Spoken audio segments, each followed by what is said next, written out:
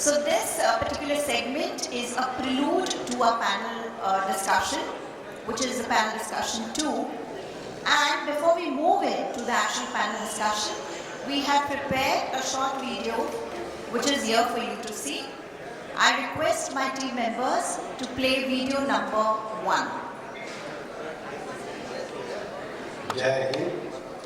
I have served 24 years in the Navy. My daughter was born and brought up in naval environments. She was very strong in sports like swimming.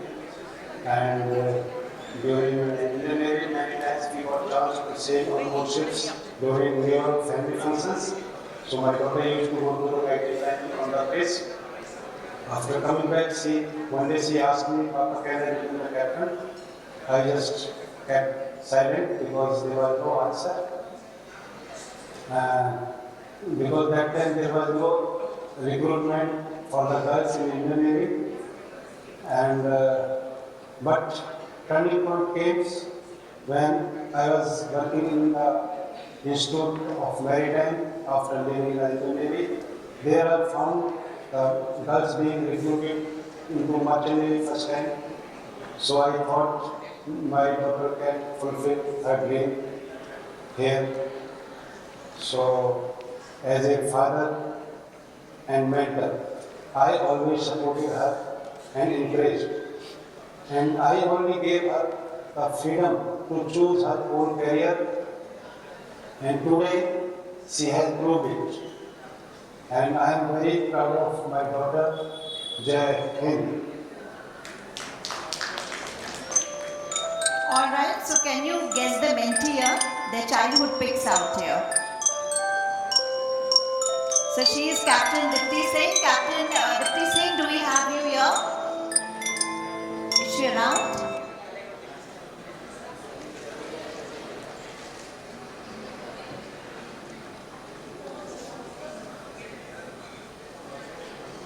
Captain Dipti Singh, can we have you on stage, please?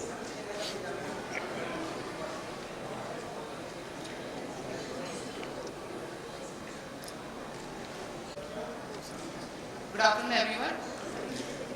Today, I stand here with immense gratitude and deep respect to say a few words about someone who has profoundly impacted my life, my mentor.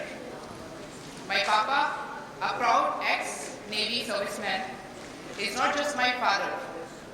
He is my mentor, my compass. His integrity, his compassion, and his unwavering sense of purpose have left a permanent mark on me. He was the first person who showed me that gender should never limit ambition. When I decided to join Merchant Navy, many people doubted me. They said it's a man's world. But my father, despite aware about the sea life, the challenges of sea life, he supported me and encouraged me, my dream. He looked me in the eyes and said, if sea calls you, answer it with everything you have got. And never be afraid to lead. As a mentor, my father taught me lessons that no textbook could ever teach. That discipline is not about restriction. It's about freedom through control, through self-control. That courage is not the absence of fear. It's doing what is right despite it. And that real leadership is not about giving orders. It's about carrying others when they cannot carry themselves. To my papa, my mentor, my hero, thank you for sacrifice, for your service to our country. Thank you for showing me the greatest service is to live a life of purpose and compassion. I salute you with my heart. His support became the wind beneath my wings, and through his example, I learned to lead with courage and integrity. Before I end, I want to celebrate every woman in this room and all the women out there who are serving in some other fields.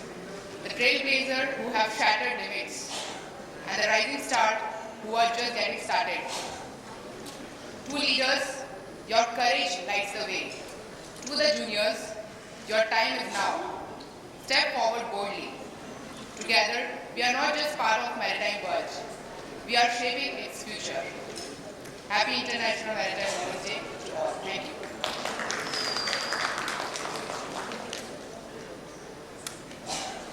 Thank you, Captain Dipti Singh, for sharing that wonderful message, and thank you to Dipti's dad for giving us such a wonderful daughter.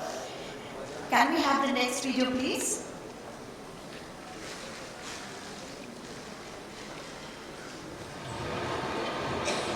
When our daughter was born, we were there, we thank God we were blessed with the angel in our lives. And then started the entire process of our upbringing. So all of us in the house, each one of us, like I used to think that she has to become a doctor. My husband used to think that she has to become a NASA scientist.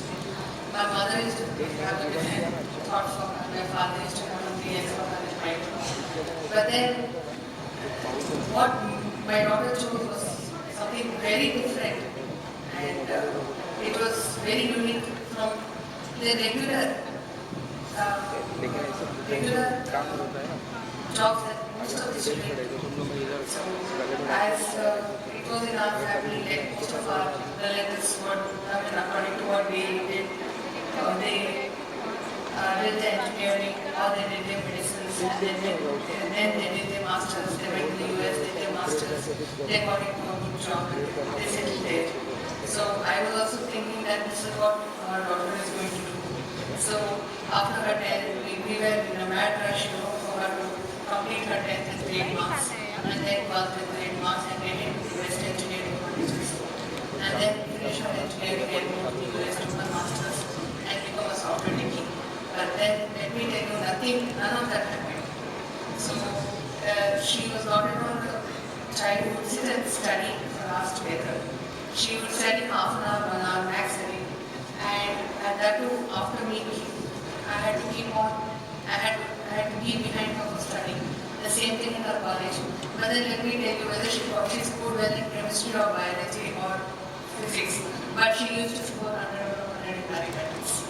That is how she used to do. Then I wanted her to do engineering in electronics and telecommunications. But then she chose to do mechanical engineering. And then after mechanical engineering, I thought she would do something in design. Then she chose to join the Merchant Navy, and it was a real shock for all of us. And we had no one in the family doing, especially girls joining Merchant Navy, and that was the more engineering side.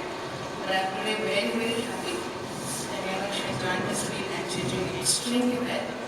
And I would love all of you to encourage your children to do what they want and follow their dreams. Stay with them, have faith in them. Because if you as parents don't have faith in your children, then who else? So have faith in your children, give them the best, all the support, the best support that you can do. And willingly, they will grow into good human beings in life. Thank you.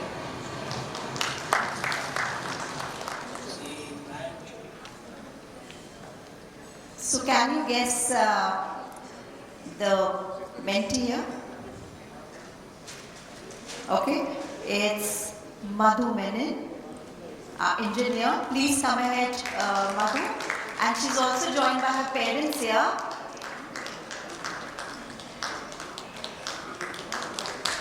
A big round of applause for them as well. Good afternoon, everybody. It's an absolute honor to be here in front of all of you today.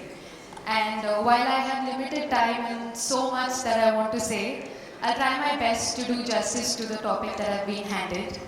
When I first read the title, I knew exactly what I wanted to, or rather what I needed to talk about today. It is about the guiding lights that illuminate our paths. And speaking of guiding lights, while I have been incredibly fortunate to have come across some stellar mentors in my chosen field, the truth is that my foundational mentorship came from a more domestic direction. You see, my earliest role models were not really leading groundbreaking research or negotiating multi-million-dollar deals. My very first titans of tenacity were my grandparents, who navigated life with what seemed like mere pocket change, and yet exuded so much happiness. It made me realize you don't need a big balance, but a big heart to be truly happy. And then there's my mother. That woman is absolutely fearless. She faces every challenge head on with such tenacity, and if resilience were an Olympic sport, she'd be draped in gold medals by now. And my father, my rock, his support has been so steadfast it's practically an archaeological monument. His ambitions for me knew no bounds, and he never wanted me to miss out on anything in life, even if it meant that he had to. Well, let's just say they've made some sacrifices that cannot be measured. And no, before all of you think that this is another thank you speech, I'm getting to my point, I promise. Moving on to the newest member of my personal Avengers team, my husband. It still intrigues me how somebody who's doing such important things in his life can still be so humble and so grounded. Ever since he walked into my life, he's been my biggest source of inspiration, my best friend, and my daily dose of "you've got this." And finally, at the risk of sounding slightly self-absorbed, a significant part of my journey was also through self-mentorship. Growing up as an only child with busy parents and armed with the social grace of a monkey, I struggled to make friends as a child. I found solace in the world of books and screens. I didn't just read the stories, I lived them. When I first read the Harry Potters, suddenly I was a wizard and the rest of the world were just ordinary muggles. When I watched Naruto, I spent a considerable amount of time convinced that I was a ninja. And this helped me believe that I can do anything and be anything that I want to. The reason I'm saying this is because when formal mentorship can be scarce, you can always find inspiration in the pages of a book and on the pixels in a screen. Which brings me to my point. See, mentorship does not always mean a formal arrangement with scheduled meetings and color-coded action plans. Mentorship can also be the quiet wisdom of a grandparent, or the steadfast support of a parent, or the unwavering belief of a partner, and like in my case, the fictional courage of a cartoon ninja. It is about recognizing the influences that shape our lives, wherever they may come from. Now that I've found a footing in a field that I truly love, I've had the privilege of meeting some amazing people who are actively shaping the next generation. I was recently a part of the C-SPAN Leads program in collaboration with Maritime CEO, and I was incredibly fortunate to meet these amazing women, Miss Sanjam, Captain Jacqueline, Mr. Nas, and my newest mentor, Angelica or Miss Angie. Seeing these women supporting and dedicated to uplifting others was truly a transformational experience for me. And that is what all of this is ultimately about. It is about paying it forward. It is about using the lessons that you've learned and the support that you've received to illuminate the path for those who come after us. So, to all the future noteworthy women in the making, you must understand that inspiration is all around us. Embrace it, learn from it, and one day you can be the guiding light in somebody else's life. Thank you. And a happy International Women's Day to all the women here. Women in Maritime Day to all the women here. Thank you. Thank you, Meghna, for sharing your journey with us. And we have saved the best one for the last, okay? And trust me, this is my favorite. Can we have leader number 3, please? Mummy मेरे को बहुत tension है इस बात की मेरे बेटे को टेंशन है मेरे को प्रमोशन दे रहे हैं लोग अच्छा ले लेना मेरे को नहीं चाहिए फिर मैं आपको टाइम कैसे दूंगी नहीं ले पर टाइम नहीं दे पाऊंगी घर का काम कौन करेगा पर ला लागी दे तू अपने ले मैं अपना ध्यान रख रखती बेटा तू मेरा फिक्र मत कर तू अपनी प्रमोशन ले ले अपना सब ठीक कर मैं भाई नौकर रख लगाऊंगी तो पेपर मेरा नहीं कर और सब ठीक ठाक हो जाएगा सब।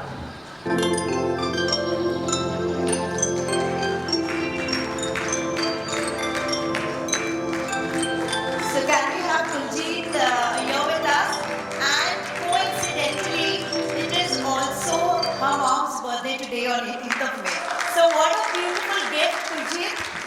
Please wish your mom from all of us for a long and healthy life.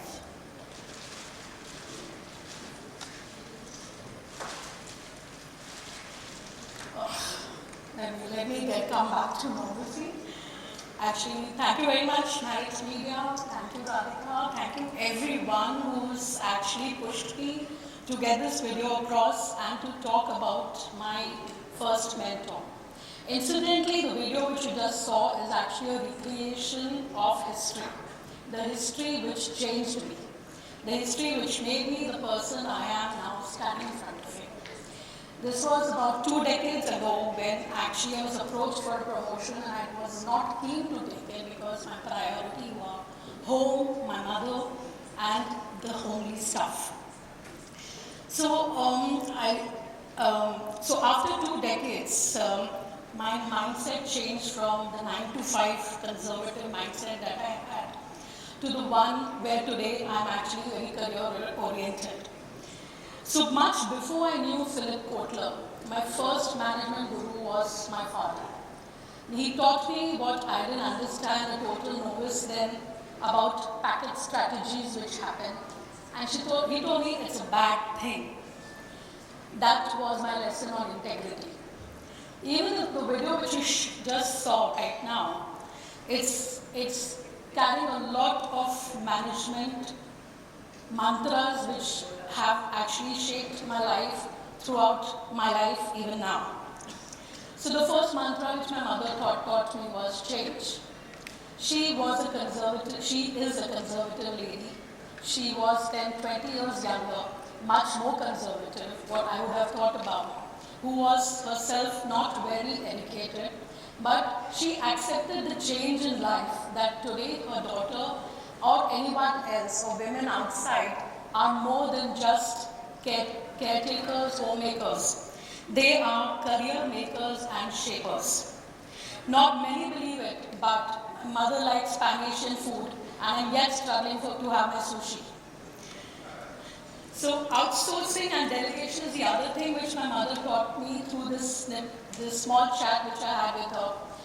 That when you have clearly defined goals, you cannot work in isolation. You will have to delegate and do activities in order to grow. Not only will you grow, but also another person is growing or having a livelihood because of you. Support, no success is in isolation. If were not for her comforting words and encouragement, I wouldn't have been able to dream big that I'm doing today. Problem solving, solution finding. We always get smitten by problems, but sometimes the solutions are so simple and they're right in front of you. Simple solution that she gave me, that the work which I was actually making a shield for not moving ahead in career can be outsourced to people around. So coming from a very conservative Sikh family, getting into a job was my decision. And to pursue a career, growth, taking risk, all were my ma's guidance and mentoring. Ma, as I say, and I break it down in the word of management parlance. M, monitor or mentoring of A, achievements, and A, accelerate for more. Thank you very much.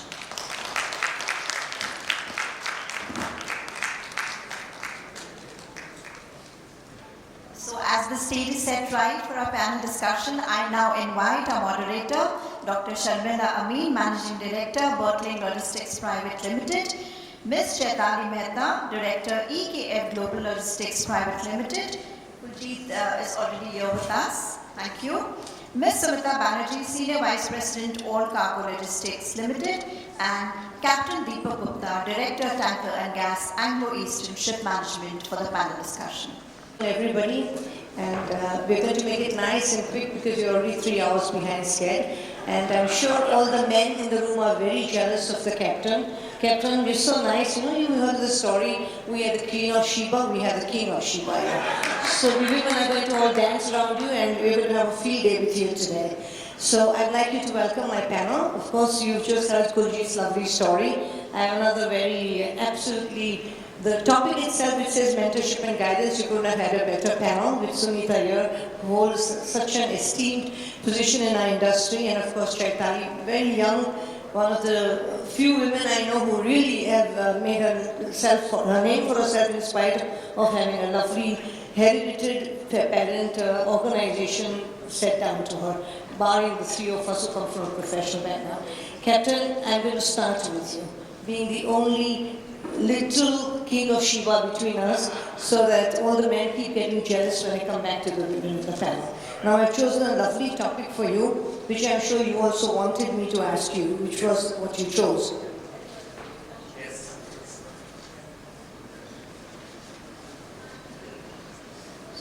How does academic mentoring prepare women for real world maritime careers? I purposely asked for this question, and incidentally, I was also in a joint meeting with airlines and maritime industry just yesterday, discussing about the diversity and equity index. Before we talk about mentorship and women at sea, I think we need to look at the scale of the problem. There's some notes that I picked up during this meeting, and these are very interesting. 10 years ago, the airline industry set a target that we are going to be 25% the representation of women in the airline industry, and 2025 was the target. Any guesses? What's the figure right now? No, it's 5%. Yes. It's quite big. Now, in the same breath, I want to tell you that IMO set a target for the maritime industry, and we want to be 25% by the year 2050. Any guesses where we are right now? No, not that bad actually. We are at 2% right now, right? And we need... Including the hospitality. Including the hospitality, yes. The women in the ranks are... Yeah, that I'll agree with you straight away. But I would, when I say maritime, I would probably include everybody, because I think they go through the same kind of challenges as we do in our jobs. So wouldn't exclude them out of this figure, but 2% is where we are right now. Now, what we need to look at is why are we in this position, and why are we at 2%? And it's 25% by 2050 a realistic target, and that's where all the mentorship will come. What I gathered from all the deliberations in this conference is that this problem is just not a gender gap. We have a problem of societal gap, we have a problem of generational gap. And just to give you how long back this goes, I picked up yesterday that, you know, when the Wright brothers flew the first plane, there was a sister too, and she's never been spoken about. That's how far deep down we go, right? And we can talk about it at length, we can look at various perspectives, but there is a lot to be changed. And what we are trying to do right now by closing the gender gap, we're trying to solve a problem which has been given to us all the way down probably 10, 15 years ago. I mean, to put it in another perspective, IMO has just woken up to the PPE for women in the year 2025. So it just happened in the meeting about 3 months back, the MSc committee, and then they realized that yes, we need to have PPE for women, which has to be spreadly. Ironically, they also brought in the harassment and the other guidance to be included in the CCW convention. So when we are looking at overcoming this problem and looking at our own objectives and targets, we need to see what is the problem in getting women efficiently. And what you realize is, I heard a lot about the mentorship and the lovely women on stage who are talking about their mentors, but you can see very well that this is a homegrown mentorship. And we're not really having an industry participation really going across. Something we're trying to change, but we haven't gone across. If I look at the actual scenario right now, and a lot of people will agree with me, the current status of us employing women into shipping is going to schools and telling them how much will you earn. Well, that's not working. And we haven't really broken any barriers. Ideally, quite the same kind of problem I saw with the Greek shipping and Denmark shipping, which are seeing some very declining trends. And what I saw there was that they have changed this and they utilized social media to their advantage. So there is a program which they call the Sea Buddies, and I don't know how many of you have heard about it. Anyone who's sailing here and heard about the program called Sea Buddies? So yeah, if you haven't, then that's where we are. So that's one of the All things. the ladies will thank you for this. I'm going to contact you how they can get on to it. No, the Sea Buddies is a peer mentorship program and tries to break down what we are lacking currently in the industry. It's not only a peer-to-peer program, it's also a peer-to-sub program. And this is where things are required right now. So we need to get out of this mentality of what are we earning and see, we need to look at what the job is like. I don't want to take too much of your time, but what is required today is for people to actually feel their job. Being abstract about it, that is the sea, you will visit boats, you will have show leave, that's not what it is. That's not the glory story. The glory story is something else. People need to feel their job, people need to feel it, people need to be connected with it to come forward. And I quote one case of a lovely girl. She was on a cruise ship. She's a chief officer right now, and I'm sorry I'm not able to recall her name. And she went on a cruise ship when she was young. And there was this first officer, and she rang all the right bells. I mean, she made us sit on the right chair, allowed us to blow the horn, allowed her to probably touch the steering wheel and things like that. And she asked the father only one question: is she in charge of the ship? That stuck with her. She wanted to be there, and that's true mentorship. Thank you so much, Captain. That really is inspiring, and I think some of the words that you said resonate what one should feel about. That brings me to Sumit Daya, who's come with a vast experience, not just from FCI, but he's one of the largest Indian multinational companies globally today. Now, your journey has inspired many people. You may not agree, but we know about it. Like Captain Joshi, Mrs. Joshi over here has also been an inspiration to a lot of us. Did you have mentors during your early days, and what did that support mean to you? And with that, I would also like to ask you, what advice would you give to mentoring young women stepping into leadership roles on the board today? Thank you, Sharmila. Am I audible? It's after lunch. I don't want you guys to go to sleep. The captain was quite vigorous in his arguments. So a lot of young women here spoke about their parents being mentors. I will speak on professional mentorship, and I'll speak about it from the perspective of people who work on shore. But it's the same story whether you work on shore, you work on ship. A story is a story. Mentorship is mentorship. So I want to share something else with you. Today, 18th of May, 35 years ago, I started my professional journey. So I complete 35 years in shipping and logistics. I just realized those are not colored hair, they're natural grey hair. Right. And I joined Shipping Corporation of India, 18th May 1990. Campus recruited, management trainee. Prior to that, in the 80s, Shipping Corporation of India used to have MBAs only from IIMs. I mean, Bajaj, Bombay University were all looked down upon, I suppose. The first batch of low-ranking MBA colleges which got in. Having said that, both my mentors are from Ahmedabad. The first was a lady, her name was Ashima Jain. I was all of 22 and a half, and she would have been barely 30. She headed we had a department called as corporate planning, which reported straight into the chairman's office. And at the age of 31, she was heading that. And I joined the department. And she became my mentor.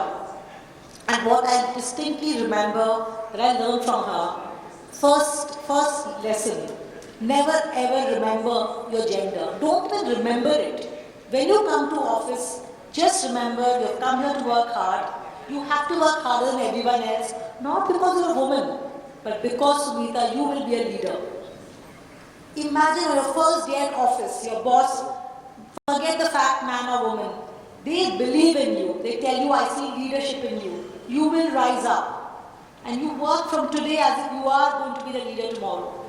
So all your work ethics, your values, everything has to be like you already become the chairman of the company. And that's a good mentor. When they believe in their mentee, they reinforce in the mentee what they think they see in the mentee. And because we were in corporate planning and we work with data, computers, was just coming into SAI, she used to always say, data is king, but knowledge, she would say knowledge is like power or something like that. And what she would really mean by that is that very often we could be shoddy in what we give to senior management or whoever. But when you really deep dive, use analysis, use data, use knowledge, and then present something, you improve yourself, not just that you improve the organization around you. So she really gave me that very solid grounding. And it's never been that you're a woman, so wear a good sari or a lipstick shade. We have never had that conversation. It's all about coming, working hard, putting your head down, and thereafter I got another super mentor, and he's been, I think, a leading light in the shipping industry, Mr. Sudhir Rangnekar. I worked with Sir for both his assignments when he was director, bulk carrier and tanker, director liner passenger service. I say that with a lot of humbleness because, you know, with his position, he was the youngest director in Shipping Corporation of India. And what I really learned from him is whether he would be talking to the Minister of Shipping or to the PN or his driver, his tone never wavered. He spoke humbly and politely to everyone. His work ethics were super. I don't know for his family, but for the organization it was. He used to come at 8, work till 8 o'clock at night. Every day was a 12-hour day, lunch breaks for 15 minutes, eye for detail. And when he saw that I was equally keen to learn, and again there was no gender bias, anti or for it, nothing like that. He just felt that I was showing some passion towards work and he encouraged me. I think the maximum encouragement beside my parents I got from Mr. Rangnekar. And when I had prepared a whole project report of how India and China should have a direct shipping service, I was all about 29 years old. He could have scoffed at me and said, oh, you're a little girl, come on, just take a walk or go give it to the general manager. He said, no, Sumita, I want you to present it to all the seniors. And all the confidence of a 29-year-old, I presented it. And he said, okay, we have to find partners. So go ahead, find partners. Who are the partners? Who do you think will partner? I was 29, I was just, I think, deputy manager to manager. I didn't have even the permission to travel abroad because that's how SCI used to be back then. You have to pay AGM to travel abroad. But I was going for a holiday to Bangkok. He said, go, get someone from K-Line to meet you there. Imagine in SCI how empowered your director can make you feel, all of a deputy manager, and finally I put it together. And he allowed me to become a line manager before I was 30. Nobody in SCI became a line manager till they were 45, 50. And here, all of 30, I became a line manager. But that's a great mentor. He sees qualities in his mentee, creates an opportunity, empowers you. That's how leaders are born. I haven't become Sumita Banerjee that I have become today. I became that person when I was all of 22 and Ashima Jain saw that in me, when Mr. Rangnekar saw it in me. They created opportunity. Of course, thereafter I had to work hard. That goes without saying, you have to work hard. But a lot of people work hard. You need, I mean, today as a lot of us here are women leader, men leader here, whenever we see spark, it is our job to encourage that spark. It's our job to give it a platform, to give it a voice. So that's my story with my two great mentors. Thank you so much. As regards what advice, but before I tell you what advice I would give to mentees, I must tell you I became a mentor at the age of 31. And who was my mentee? A young, smart Gujarati kid called Dhruv Kotak. His father, Krishnabhai Kotak, came to me, again all of 31, and he said, Sumita Ben, my son has started doing his undergrad at Xavier's, and I'm going to send him to you every day for 2 hours. I said, Krishnabhai, in fact, I've got lots on my plate, no time, please. And I feel so proud. My contribution to Dhruv's life is not 0.005%, but I feel so proud when parents or colleagues or someone recognizes that you have mentorship ability. You're just 31, and that kid grows up to be Dhruv Kotak. Okay, so my advice to mentees. is, I think one young girl, I forget her name, the girl who's wearing the suit, the second girl on the mentor-mentee program, Miss Menon, you spoke really well. I loved your analogy to cartoons and self-mentorship. So yes, to mentees here, whoever the mentees here, you have to believe in yourself. I mean, the only way to, and believe that you will be a leader, you will be very successful, you call it manifestation, whatever is the term. People also will see genuinely that you have something worthy if you see it in yourself. So don't wait for the mentor to come and, figure it out. You make the mentor figure it out that I have that in me. That's very, very important. And life is beautiful. And I know women, particularly when I hear in the seafaring thing, 0.05%. But I must tell you that All Cargo, the company that I represent, the company that I work with, we have 180 countries, we have 220 offices. Our gender bias is 51% women, 49% men. So that's how a lot of companies are becoming in logistics. But I know sailing, there's lots that can be done. But in logistics, in India we are 15%, I must say. It's my task to increase it. But also people like Sharmila, all the women here, young and middle-aged, all of us, our task is we need to see more leaders, more women leaders. And the reason for that is when young girls see women as leaders, that's when they would aspire to be one. So all the young girls who are, who are sailing, all the chief engineers, Ms. Banerjee there, Ms. Menon there, you guys are the ones who have to really inspire. So your story should come more on buddy. What buddy did you say? Buddy, see buddy, and you should write your stories and make them reels and promote them. And the other thing, Captain, you mentioned that money doesn't motivate women, unlike men. That's true. That is true. It just is one of the priorities, maybe third or fourth for us. So the generations change, but I think one thing which really motivates women is if we feel that we are empowered and yet safe. So I think going to sea is empowering, but I think a lot of women still may not be feeling very safe to be in a crew complement of 40 men or whatever, 32 men or whatever, right? So that's something we have to really explicitly put it out there, that if you join the ship and you're the only woman, still you're very safe. I think that's my bit on it. Thank you. Of course, just those 2 minutes. I so much agree with Smita, and there's one thing I add to what she said, that she was never biased because what she was. And there is something I really want to tell to all the mentees and the mentors as well. Shipping is a business, right? It doesn't care who's doing it. It's a male or a female, it doesn't matter to them. There's a job to be done, and nobody's going to wait for that job to get done because of its gender. That's something you need to keep in our minds. And regarding getting things safe, yet being powerful, that's an important thing. As I said, we are so much challenged by our own cultural gaps, societal gaps, that while we are closing this gender gap in shipping, those are the first 2 challenges that we are trying to close in on. And of course, there will be a lot of programs that will be brought in, maybe DG Shipping will bring in. I just want to bring forward one small thing that has been done, which I've just come to know about, is both Danish and Greek Shipping have introduced a sandwich course, which is not putting women to sea for 18 months at a stretch as cadet, but they put them up for 1 year, give a sandwich course in between where they complete a certain amount of courses, and then join back again and then complete the professional examinations. It's worked wonders for them, and probably we will be one of the companies who will recommend this CBT when we are going forward and looking into progression of achieving this 25% by 2050. Fantastic. So you already, ladies, anybody wants, you have first mentor ready with you and he's agreed to do it. Thank you so much. I'll come back to you, Kuljit, lovely. Thank you. We heard you, and you know what, on this panel, there are 3 of us whose all mothers are at 80 plus. And, we all have the same story as you have. She's there back home worrying about us. Chaitali especially made it in spite of her mom not keeping good health. So thank you, Chaitali, also for being here with us. So Kuljit, as I would rightly tell you, you said true mentors are hard to get. We have only heard about them, especially today. Would you agree? I 100% agree, Sharmila, and I have my reasoning and justification to what I'm going to say. Might be most of the people around here could concur that those people who can be good mentors are up above there in those echelons, right, very, very high.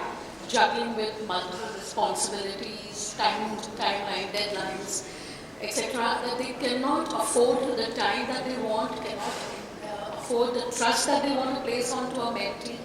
And that's the reason there is a gap from the mentor perspective, just because of the position in which he is or she is today. As it comes to a mentee also, I just want to say that there is a shift which is happening from the traditional culture that we were having to the modern work culture that we are facing.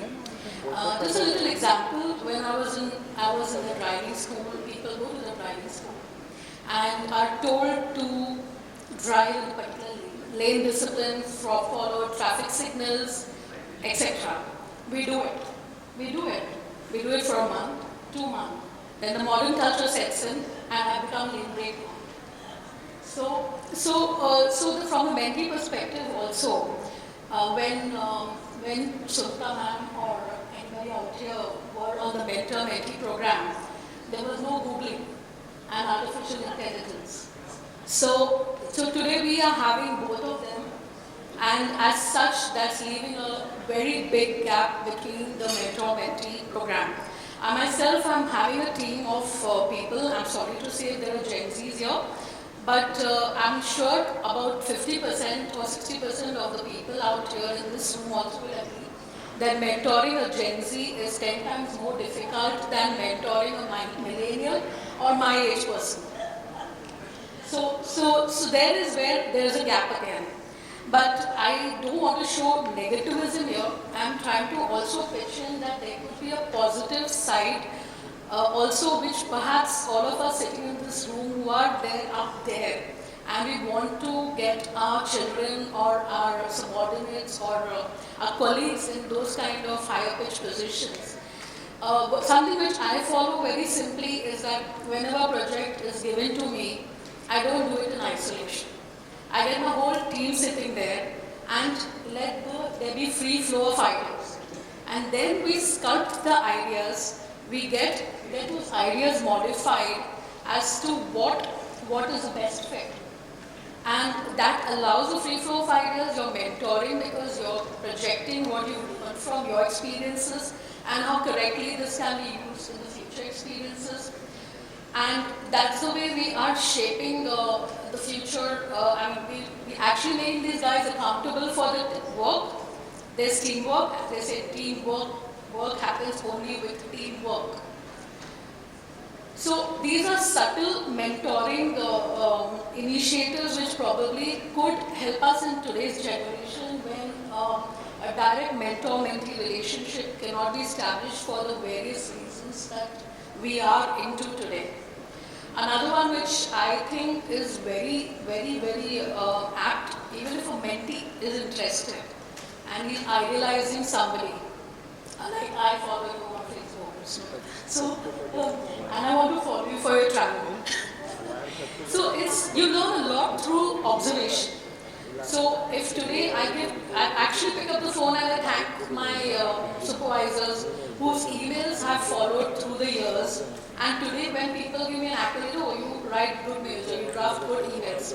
It's somebody out there who taught me to write emails with what kind of permutation, combination with the thought processes of whom you're writing, how it has to be interpreted, all these kind of aspects taken into account. Even a simple presentation. A presentation, just a slideshow might not attract the attention of anybody. But some presentations just bind your attention. So these presentations or these emails which I learned in my earlier days is what drives me today and which I tell my colleagues that if you want to learn through these things. Perhaps we will not be able to sit with you day in, day out. We could probably give you time, but we can't give it in that context that we would be looking forward to. So I just want to say with this, so every pro and con has a solution. Absolutely, totally agree. Yeah, you can take a horse to the water, but you can't drink it. I totally agree with you. I come to our youngest team colleague of mine here, Chaitali. tech innovation that support accessibilities. How can a mentorship be made more inclusive for women with different abilities? And to that, I would also like to ask you, what are some of the ways that tech can be used to scale mentoring across regions and socioeconomic backgrounds? Good afternoon, everyone, and thank you, Sharla, and thank you for waiting for me. It's a very interesting topic, and it's a very interesting question, because our industry is one of those where we are always grateful to the people who taught us, and the good, the bad, the ugly, the wonderful, kind of thing. And you have all kinds of mentors, and then you have all kinds of mentees, and I agree with Gurjeet that when you have to train Gen Zs, you need to have the patience of God or probably 10 mothers combined to get them to learn what it is, and you re-innovate yourself every single time. I'm actually part of a mentor-mentee program, and I've been part of it for a couple of years now, and this is exactly what we do in that program. It's called Vital Voices by Red Dot City. They do some phenomenal work across the country. And having women with disabilities or special abilities, one of the things which is very, very important is to understand what their requirement is. Having been a mentor over a period of time, I have realized that the mentees who come, and though they come from low strata income, or they could even come professionally, whichever way it is, they are more clearer in their focus, and they are very, very clear in what their objective is going to be. So one of the things that is important is when you are dealing with women with different abilities is to set up a communication channel where they are very clear on their expectations of the mentor in terms of what they expect out of you, as well as what they are looking out for themselves. So there is communication which is there. The other would be gaining the trust and developing a relationship with them, because if you cannot have a trust relation, if you cannot have trust between two people, it becomes very difficult. And I completely understand and accept where Sunita came from, that if her mentors did not have the trust, or she did not trust them, then probably her growth journey would have been very different.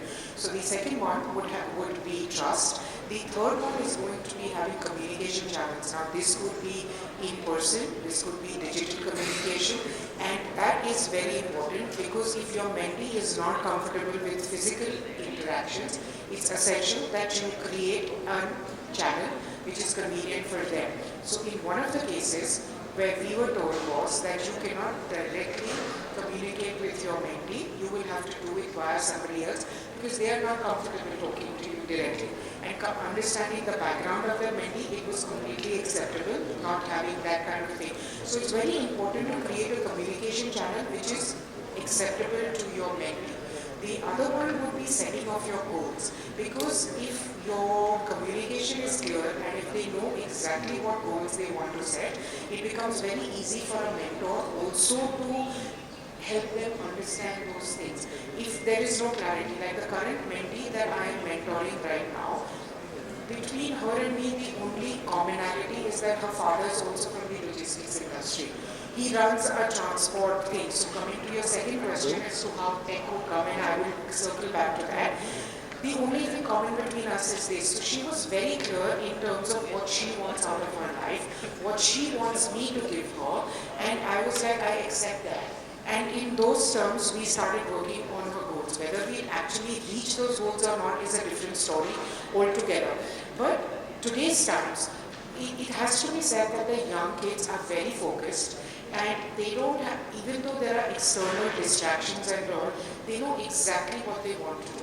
So in that respect, it becomes very, very important. And for the ladies, I have noticed that they need somebody who can help bolster their self-confidence and help them gain that information and knowledge that helps them circumvent the office problems, and especially when you go to bigger organizations, because you have so much of politics and things like that.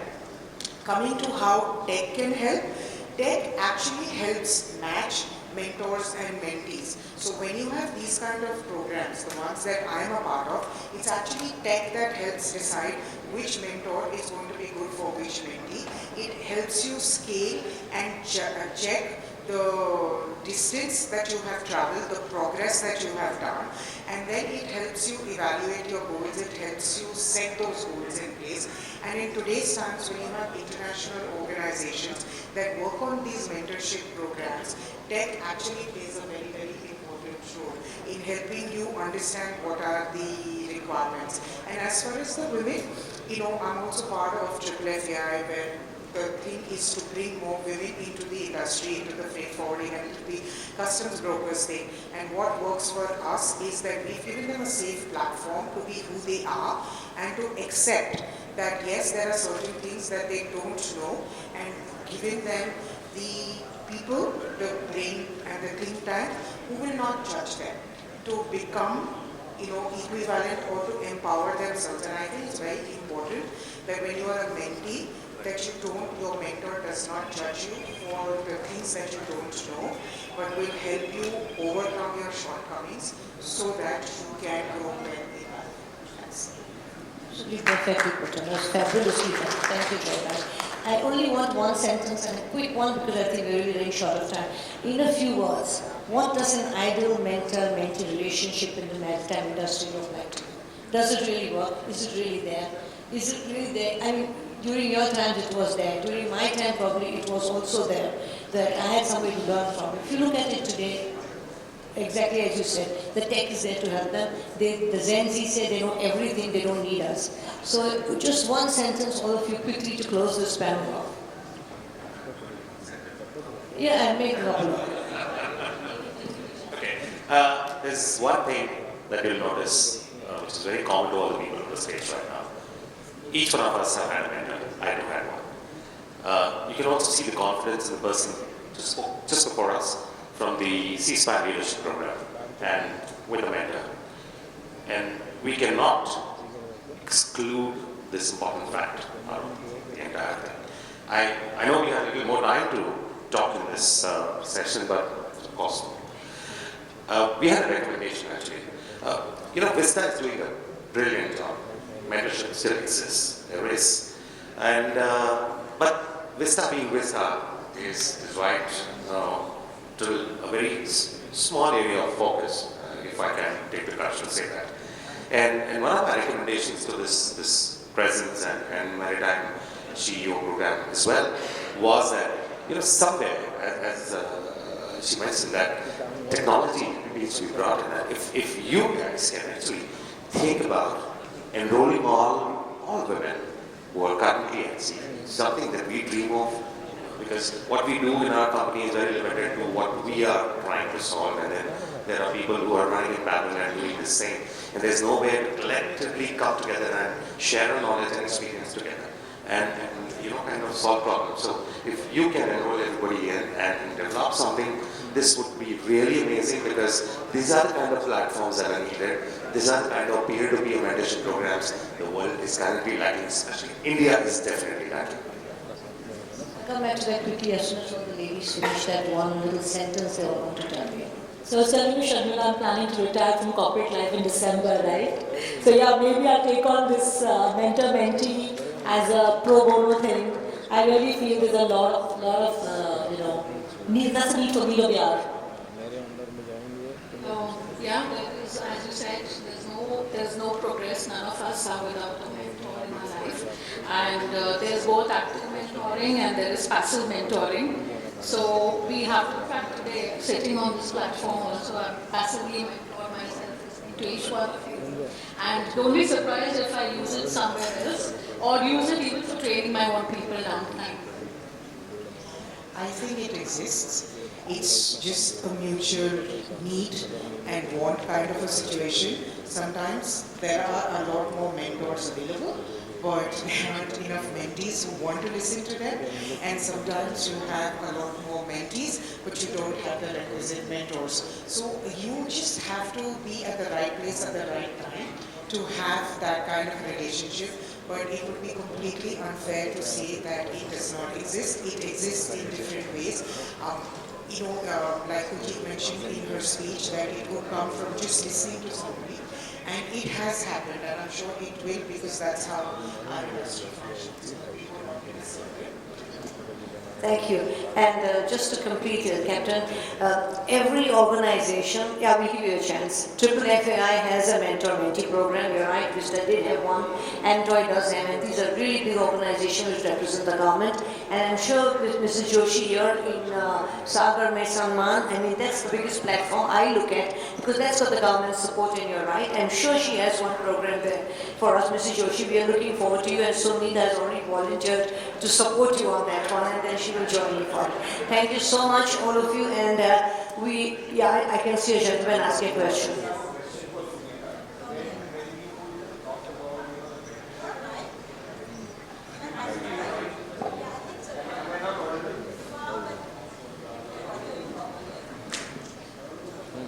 Okay, so I'm Vijay from Kandaka Publications. The question that I have is, when you talked about two mentors, that mentored you, what is the spark that they saw in you? Did they ever tell you that?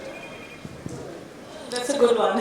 No, Yeah, because see, you know what, when you're young, you need to have somebody to tell you the kind of spark that one saw in you, which actually then enthuses you to, that's a good listen one. to the mentor. That's a good one. But I think what if I remember the feedback they gave me, it's probably my passion. Passion to excel, lot of hard work, never say no. I never had any qualm sitting till 10 o'clock at night in office. So I guess it's they understood that there was a need in me, which I really wanted someone to assist me and help me, excel. So I guess that's what it was when I look back now. Thank you for the question.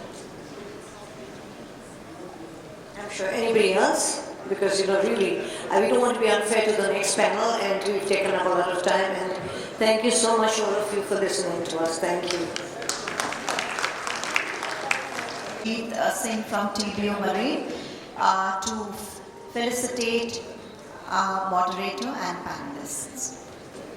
In order, we have, I would want all of you to stay back, please. Yeah. So, in order, our moderator for this wonderful session, Dr. Sharmila Amin.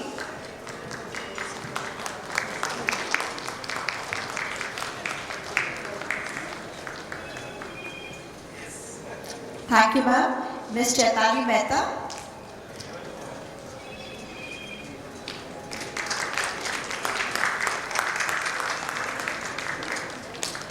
Ms. Kuljeet Anand.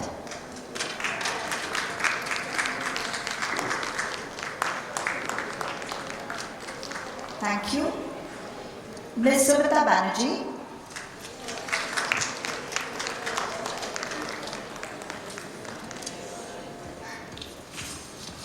Captain Deepak Gupta, thank you very much.